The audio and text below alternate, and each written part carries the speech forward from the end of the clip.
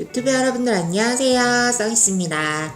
제가 오늘은 20살 시절에 군대 면제받는 과정에서 단지 트랜스젠더라는 이유만으로 무시를 당하고 어떻게 보면 인권 침해라고도 볼 수 있는 그런 일을 당했던 썰을 풀려고 합니다. 제가 최근에 검색을 해보니까 요즘에는 병무청 홈페이지에 그 MTF 트랜스젠더 분들을 위한 매뉴얼이 딱 구축이 되어 있더라고요. 정신과 진단서는 받았는지, 호르몬 치료는 어느 정도 진행이 되었는지, 수술은 또 어느 정도까지 진행이 되었는지에 따라서 5급, 6급, 최대 면제까지 받을 수 있는 그런 매뉴얼이 되어 있던데, 15년 전에 제가 이제 신검 받고 재검 받고 할 때까지만 해도 그런 MTF 성소수자분들을 위한 매뉴얼이 정확하게 마련돼 있지 않았어서 되게 고생했던 기억이 있거든요.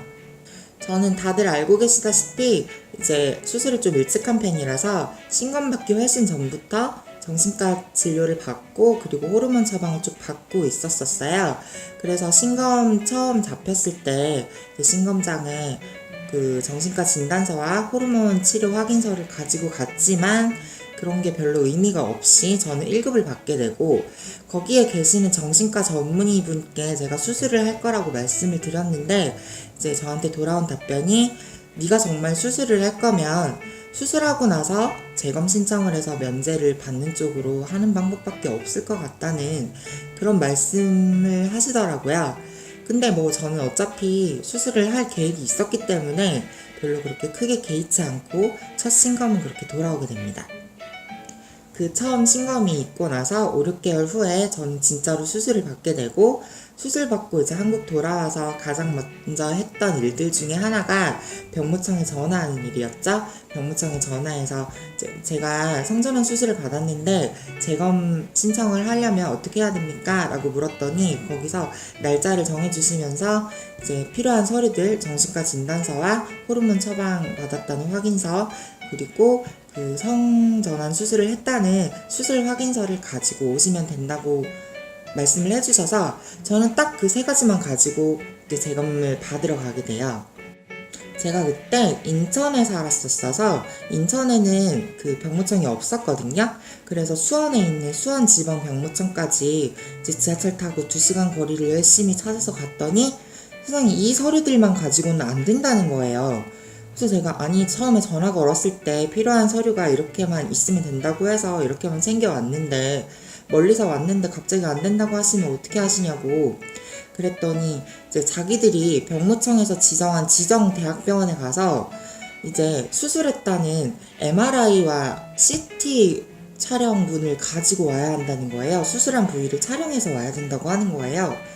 근데 좀 이상하잖아요. MRI와 CT를 둘 다? 그래서 제가 물어봤어요. MRI랑 CT 중에 하나만 찍으면 되는 거예요? 그랬더니 아니래요. 둘 다 찍어와야 된대요. 그래서 아니 MRI면 MRI고 CT면 CT지 왜 두 개 다 찍어와야 하냐고 했더니 MRI에서 찍어서 안 나오는 게 있을 수도 있고 CT만 찍어서 안 나오는 게 있을 수도 있으니까 둘 다 찍어 오시라고 그렇게 안 하면 안 된다고 말도 안 되는 걸로 우기시더라고요. 근데 어찌됐든 저는 면제를 받으려면 병무청이 시키는 대로 해야 되는 의리였기 때문에 이제 다시 돌아와서 시키는 대로 지정 대학병원에 가서 비싼 돈을 주고 CT와 MRI를 찍어서 이제 다음 재검 신청을 하고 다시 방문을 하게 됩니다. 자, 근데 여러분 보세요. 저는 정신과 진단서도 있었고 호르몬 처방을 받았다는 확인서도 있었고 심지어 저는 수술을 해서 수술받은 병원에서 받아온 원본 수술 확인서도 있었고 그리고 시키는 대로 대학병원 가서 MRI와 CT까지 찍어 왔으면 서류가 바로 처리가 돼야 하는 부분이잖아요. 근데 제가 두 번째 재검을 받으러 갔더니 말이 또 바뀌는 거예요. 이런 서류들은 조작이 가능하기 때문에 본인들이 눈으로 직접 확인을 해야 서류 처리가 될 것 같다는 그래서 제가 눈으로 확인한다는 게 어떤 말씀이신지 모르겠다 이렇게 말씀을 드렸더니 수술한 부위를 눈으로 직접 확인을 해야겠다는 거예요. 그래서 제가 너무 놀래고 황당해서 제가 이거는 좀 제가 혼자 결정할 문제가 아니고 좀 알아봐야겠다고 제가 아직 이런 걸 잘 몰라서 이렇게 해도 되는지 알아봐야겠다고 얘기를 하고 이제 여기저기 전화를 걸게 돼요. 처음에는 친구들한테 전화를 걸어서 이제 물어봤더니 친구들도 잘 모르더라고요. 그래서 이제 좀 나이가 있으신 트랜스젠더 언니분한테 전화를 걸어서 조언을 구했더니 절대로 그런 거 하면 안 된다고, 이거는 인권 침해의 문제라고 그렇게 말씀을 해주셔서 저는 그걸 처음으로 인지를 하게 된 거예요. 그리고 얘기를 듣다 보니까 저 말고도 다른 수술한 트랜스젠더 분들께 이런 말도 안 되는 무리한 요구를 몇 번이나 해서 인권위에서 이제 항의를 하고 있는 중이라고 말씀을 하시더라고요. 그래서 전화 끊고 저도 담당자분한테 가서 이제 얘기를 했죠. 이거는 누가 봐도 무리한 요구를 하시는 거다. 여기가 병원도 아니고, 그리고 의사도 아닌 분 앞에서 제가 바지를 오픈해서 수술한 부위를 보여줘야 한다는 게 이게 진짜 인권 침해가 아니면 뭐냐 이러고 따지고 들었더니, 그러면 자기 말고 여자분이 오셔서 확인을 하면 괜찮겠냐고 물어보시는 거예요. 그래서 제가 너무 화가 나서 이게 여자고 남자고 그런 문제가 아니고 계속 이렇게 말도 안 되는 걸로 우기실 거면 저도 다른 분들처럼 인권위에 신고하는 수밖에 없다, 이렇게 강력하게 말씀을 드렸더니 그제서야 다른 분들하고 이제 가셔갖고 상의를 하시더니 서류 통과를 시켜주시더라고요. 저도 막 더 따지고 오고 싶었었는데 그 신검 받으러 온 많은 사람들 앞에서 이미 모욕감과 수치심을 느끼고 있던 중이라 그 자리를 빨리 벗어나야겠다는 생각밖에 없었거든요.